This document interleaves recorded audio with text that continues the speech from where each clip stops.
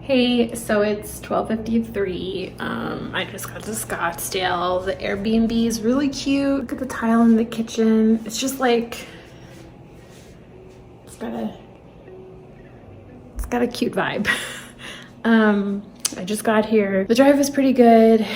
My head hurts, so I'm gonna eat lunch, down some water, and maybe take some Tylenol, and then probably take a shower. It's still pretty early. It's only like 1, so I'm trying to decide if I'm gonna go out tonight. Kenny just texted me, and his nickname for me reminds me of Boba, and it's warm here. It's like 70 degrees.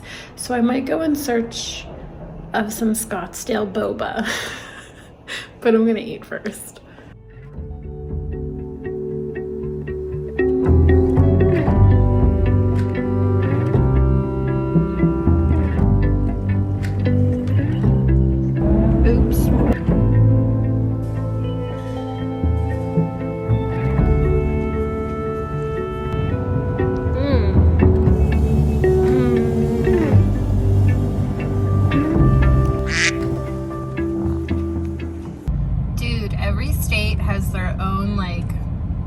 Overpass highway signature style. Arizona's is interesting. I'm not sure if this is Arizona's or this is specifically Scottsdale, Tempe. But yeah, look at these lights. They're like built in. Wild.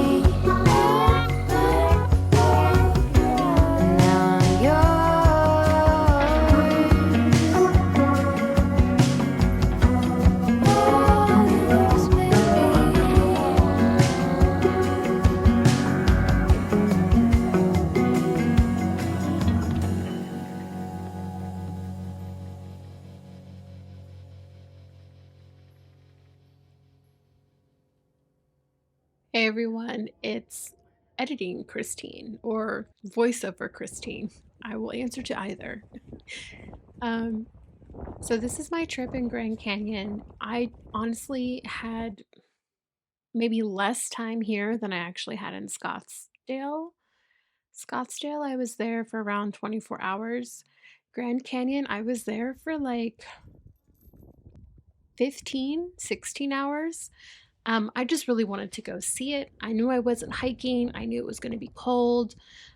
It was surprisingly crowded, so I had to like leave the viewing areas to go find some quiet for the sunset. But so since I was there for such a short amount of time, I knew that I needed to get around quickly, and the only way to get around quickly is on buses.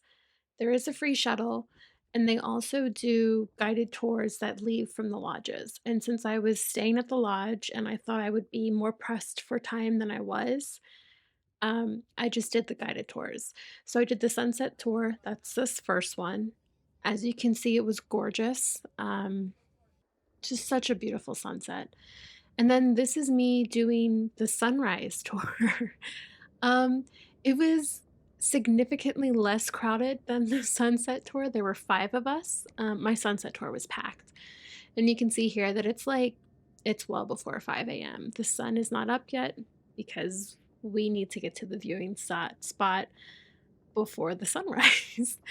um, I'm pretty sure Xanterra, which is the name of the company that does like all the resort hotel stuff at Grand Canyon, I'm pretty sure that these tours are geared more towards like people with limited mobility, and then they also oddly geared them towards photographers. There were a lot of photographers on both tours. Like I would say majority 90% of people on both tours were photographers. Um, but I can see why. It was gorgeous. Sunrise was obviously a little bit more chilly than sunset because it had snowed overnight. But it was beautiful nonetheless. I mean, just look at it. I will say one personal note is that my sunrise tour guide, Mona, was a million times better than the obnoxious guy that I got for my sunset tour. And that really made the experience. I learned a lot about the park this morning, and the sunrise was beautiful. I mean, look at it. It's just like, where do you see colors like that? Um, but Grand Canyon, yeah, it was super quick, but I'm glad that I went. It was a great way to cap my little like mini tour of Arizona. I'd never been to Arizona before this trip. And on this trip, I stayed in Flagstaff, Scottsdale, and Grand Canyon. I didn't show Flagstaff. It was just like a stopover, my first night of travel. But I really enjoyed Scottsdale and the Grand Canyon. I definitely want to go back to the North Rim in the summertime. You can't get there in the winter because they get so much snow. But yeah, it was beautiful. This was such a great trip for me. I really found the solitude that I think I was looking for. I made lots of art, found lots of inspiration, and a lot of things that I'm just excited to learn more about piqued my interest on this trip. So that was really exciting and exactly what I was looking for. Thank you so much for coming along. This is the last video in this series, and I'll be back next week with a studio vlog.